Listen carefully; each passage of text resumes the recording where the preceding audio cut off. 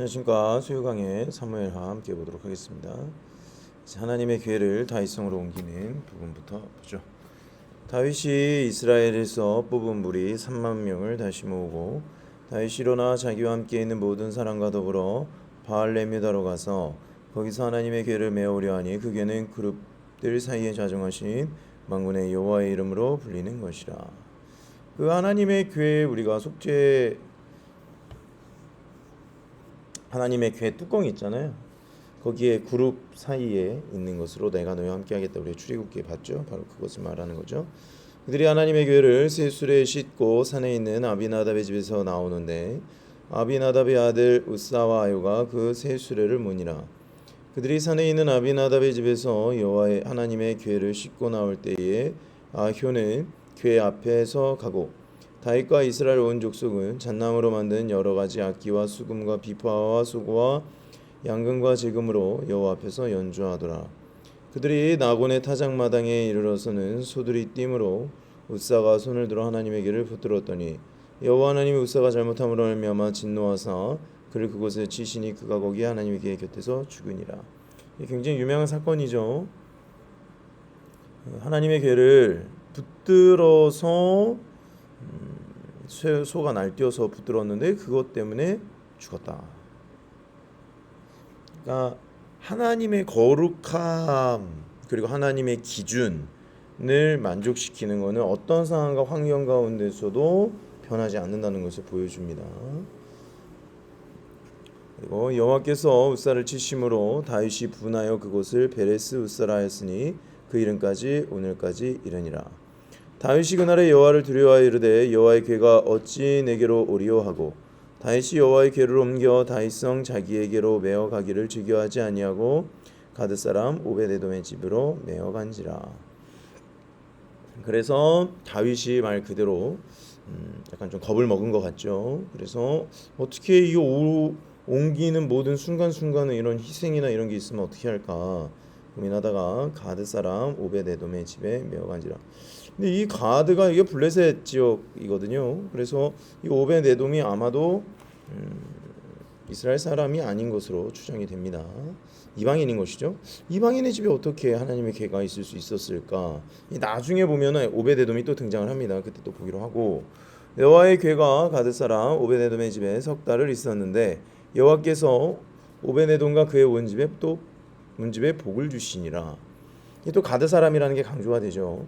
이방인임에도 불구하고 오베데돔의 집에 여호와의 궤가 있었다는 것도 좀 쉽지 않은 도전인데 석 달 동안에 많은 축복을 받은 것.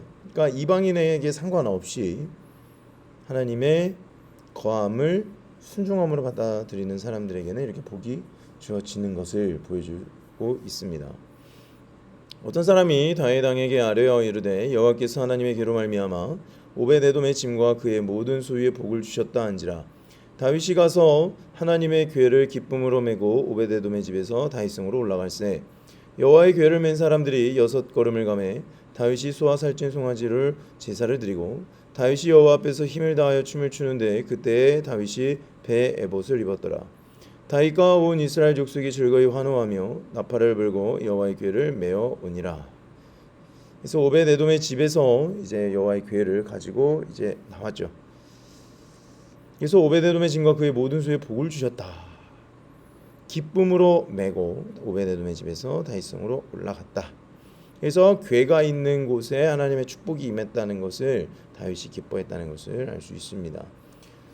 이제 다윗성으로 이제 궤를 계속 옮기려고 하는 게 하나님과 함께 싶고 싶은 다윗의 마음, 또한 하나님께서 기름 부은 왕으로서의 그 정통성을 부여받기 위한 도전인 것이죠.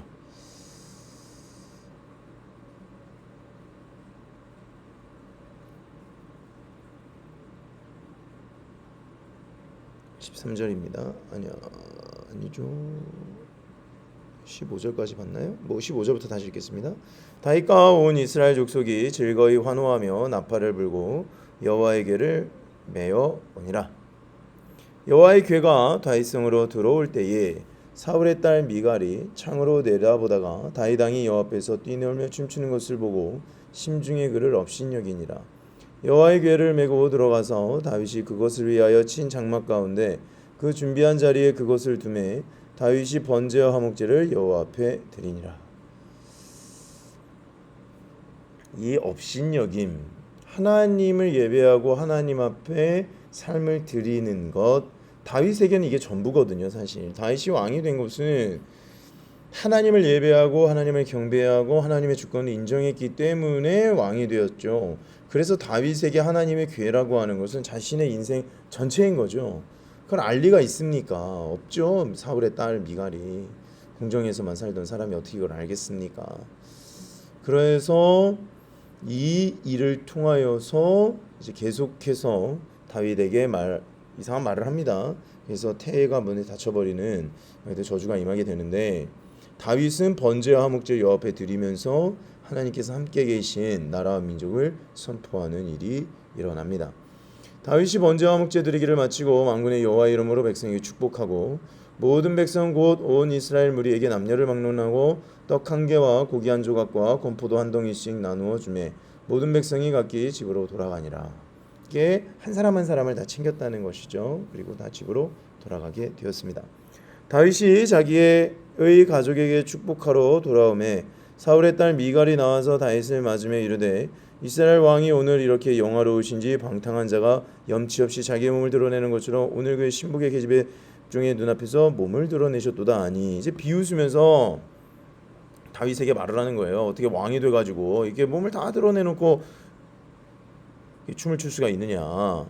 그래서 다윗이 뭐라고 대답하느냐. 21절에 다윗이 미갈에게 이르되 이는 여호와 앞에서 한 것이니라. 그가 내 아버지와 그의 온 집을 버리시고 나를 택하사 나를 여호와의 백성 이스라엘의 주권자로 삼으셨으니 내가 여호와 앞에서 뛰놀리라. 내가 이보다 더 낮아져 스스로 천하게 보일지라도 네가 말한 바 계집종에게는 내가 높임을 받으리라 한지라. 그러므로 사울의 딸 미갈이 죽는 날까지 그에게 자식이 없으니라. 너는 네 아버지와 그의 온 집을 버리고 나 택한 거를 잘 알지 않냐. 그걸 누가 하셨느냐. 나의 생명을 인도하셔서 이런 모든 여정 가운데 나를 승리케 하신 분이 누구시냐. 하나님이시냐. 그렇기 때문에 나는 하나님 앞에서 뛰놀 수밖에 없다. 그리고 내가 아무리 천하게 보일지라도 너에게는 내가 높임을 받을 거다. 무슨 말입니까? 너는 나를 결코 이길지 못할 것이다. 왕비가 왕을 이길 수 있는 게 무엇이겠습니까? 자녀를 생산해서 왕자로서의 어머니 역할을 할 때에 비로소 대접을 받는 거거든요. 그렇기 때문에 23절에 자식이 없음으로 말미암아 다윗에게 하대를 당할 수밖에 없는, 옛날엔 그랬잖아요. 이게 여자가 이렇게 특별히 왕비나 이런 사람들이 생산을 하지 못하면 후궁이나 이런 사람들 들여가지고 그 역할을 대신하고 나서 어떻게 됐습니까? 오늘 아침에 우리가 하갈 본 것처럼 하갈이 사례를 막 무시하고 막 업신여기고 막 그러잖아요. 그런 일들이 미갈은 스스로 그 무덤을 판 겁니다. 이 집안 전체가 약간 하나님을 예배하고 경배하는 것보다 자기의 자존심과 자기의 직위에 좀 머물러 있는 것 같죠. 사울이 그랬고 아무래도 사울의 자녀들도 다 그 모습을 보고 자랐기 때문에 그랬겠죠. 그렇기 때문에 하나님을 자신의 왕위, 권력의 중심에, 그래서 하나님께서 다스리시는 나라로서의 그 권위를 인정하는 다윗의 모습이 나왔습니다. 그래서 오늘 우리나라도 대통령 주기식도 했는데 정말 하나님을 두려워하는 마음으로 그동안에 어떻게 행동을 했든지 상관없이 하나님을 두려워하는 마음으로 나라의 대통령으로서 그 직을 수행함에 있어서 이 다윗의 모습을 본받으면 참 좋을 것 같다라는 생각을 해봅니다.